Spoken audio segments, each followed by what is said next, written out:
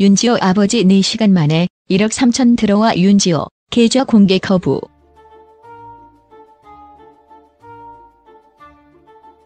고장자연 사망 10주기를 맞은 지난 3월 사건의 유일한 증언자로 알려진 윤지호가 얼굴과 이름을 공개하며 대중 앞에 섰다.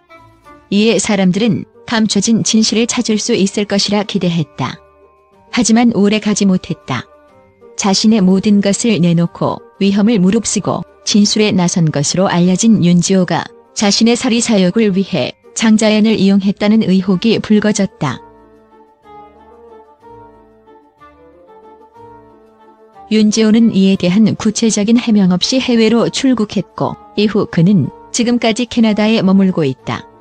윤지호는 현재 사기 및 명예훼손 등 5건의 고소, 고발에 휘말린 상태다. 한때 그를 지지했던 후원자 중 430여 명이 후원금을 반환하라는 소송도 제기했다.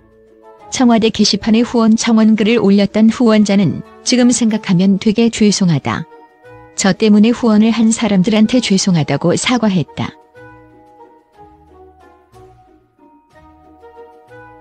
논란의 중심에 선 윤지호가 캐나다 출국 후 첫 인터뷰에 나섰다. 21일 방송된 SBS 궁금한 이야기와에서는 장자연 사건의 유일한 증언자로 알려진 윤지호가 출연했다. 윤지호는 SBS 취재진에 떠날 때쯤에는 한국에서 거의 범죄자 다루듯이 조금 무례했다. 제가 느끼기에는 좀 고말했다. 이어 한때는 무슨 언론에서 국민 영웅까지 막 그렇게 제가 한 것도 아닌데 이제는 사기꾼처럼 매도해버리고 진짜 무섭더라고 심정을 토로했다.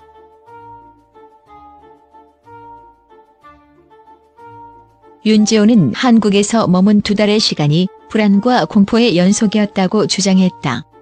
숙소에서 이상한 소리가 들리는가 하면 문이 잠금 장치가 고장 나는 등 석연치 않은 상황이 이어졌다는 것. 불안한 마음에 스마트워치 비상 호출 버튼을 3번 눌렀지만 어떤 조치도 받지 못했다고 했다. 특히 그는 JTBC 뉴스룸에 출연해 의문의 교통사고가 크게 2차례 있었다고 주장했다. 이후 한 매체가 단순 추돌 사고였다는 목격자 증언을 보도하며 또 한 번 이슈가 됐다. 뒷차가 실수로 낸 사고가 왜 뉴스에서는 그의 신변을 위협하는 집단의 테러처럼 묘사된 걸까? 윤지호는 그때는 별로 대수롭지 않게 생각했다. 그 시기가 공교롭게도 어떤 신문사에서 제 행방을 묻기 시작할 시점이었다. 제가 거기 간다는 동선 자체가 노출된 거였다. 그러고 나서 교통사고가 났다고 말했다. 또 윤지호는 세상에 공개된 문건 내 별도의 리스트에서 이름이 특이한 국회의원을 확인했다는 주장을 했다. 하지만 이후 윤지호는 해당 국회의원에 대해 안경을 쓰지 않았고 서울 말씨를 썼다는 등 그가 지목한 인물의 특징과는 전혀 다른 진술을 했다. 제작진이 국회의원의 이름을 리스트에서 본 것이 확실하냐는 말에 윤지호는 제가 이름을 잘 기억 못한다. 이름과 매칭을 잘 못한다. 그분 외에 다른 분도 있었다. 그분을 보니까 안경을 끼더라. 제가 본 국회의원은 안경을 안 꼈다고 말했다. 장자연의 전 남자친구는 윤지호의 발언과 행동을 이해할 수 없다고 했다. 그는 진짜 가까웠던 사람들은 제가 알고 있다. 저랑 거의 함께했고 사귈 때는 일주일 내내 만난 적도 있다. 자연이를 알았던 친구들은 다들 쟤는 뭔데 이름도 못 들어본 애가 저러고 있냐고 한다. 너무 어이가 없다. 모든 게 자기에게 관심을 가져달라는 거로 밖에 보이지 않는다고 말했다.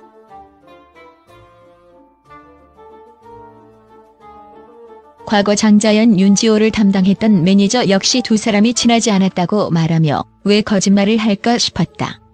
이건 아니다. 분명히 책 팔러 나온 거라고 생각했다고 주장했다.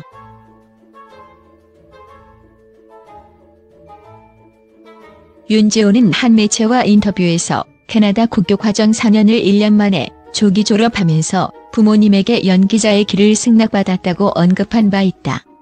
당시 그는 내가 훗날 자녀를 낳는다면 나의 자녀가 연예계에 종사하는 것을 흔쾌히 허락할 수 있겠느냐는 상상을 하는데 결론은 흔쾌히 못할 것 같다고 말했다.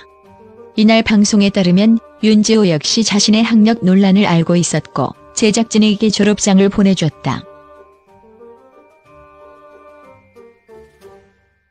이후 제작진은 캐나다 사립학교에서 40년째 근무 중인 교장에게 이것이 가능한지 물었다. 이에 교장은 그는 틀림없이 굉장히 뛰어난 학생이거나 거짓말을 한 것이다며 교사 경력 40년 동안 1년에 22코스를 끝낸 학생은 본 적이 없다고 답했다.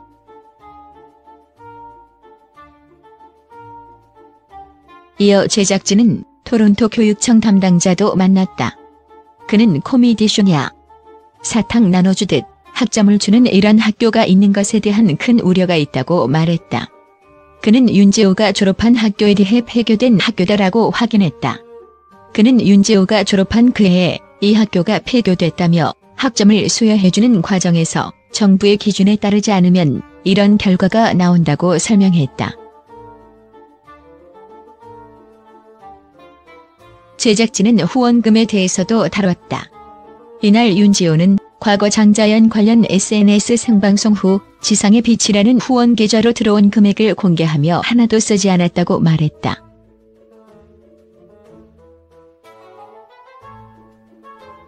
하지만 한 후원자는 이응이응은행은 밝혀주셔야 하는 것 같아요라고 댓글을 달자 글이 삭제되고 차단됐다고 전했다.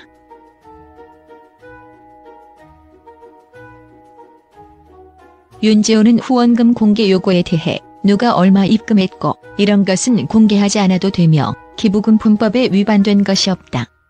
제 개인 통장에는 엄마 치료비랑 제 병원 치료비로 쓸 비용이다.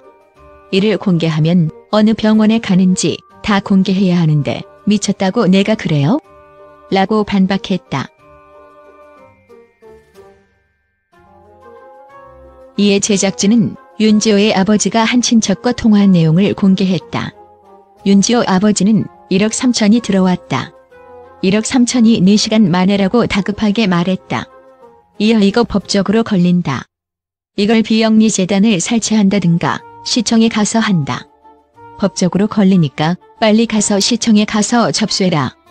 그러니까 한 4천 명이 4시간 만에 지호의 인권 보호해서 경호비조로 그게 들어온 것이라고 말했다. 이후 후원 계좌 의혹이 계속되자 윤지호는 자신이 계좌를 최초로 공개했던 방송이었던 이상호 기자 측에서 허락한다면 계좌 총액을 밝히겠다고 전했다. 이에 고발뉴스 측에서 그의 제안을 흔쾌히 수락했다. 그러자 윤지호는 변호사 측에서는 공개 의무 없으니 법적으로 대응하라고 한다. 제가 약속했을 당시에는 변호사 선임 전이다. 이제 저도 변호사 측 조언에 따를 뿐이다고 메시지를 보내며 결국 보여주지 않았다. 방송이 나간 후 윤지호는 SNS를 통해 이슈로 덮는다는 글을 올렸다. 그는 어느 순간 피해자로 2차, 3차 가해를 하고 이슈에만 급급한 사람들이라며 칼로 베이고 찢긴 상처를 찔러놓고 사과 몇 마디로 인생 참 쉽게 사십니다고 적었다.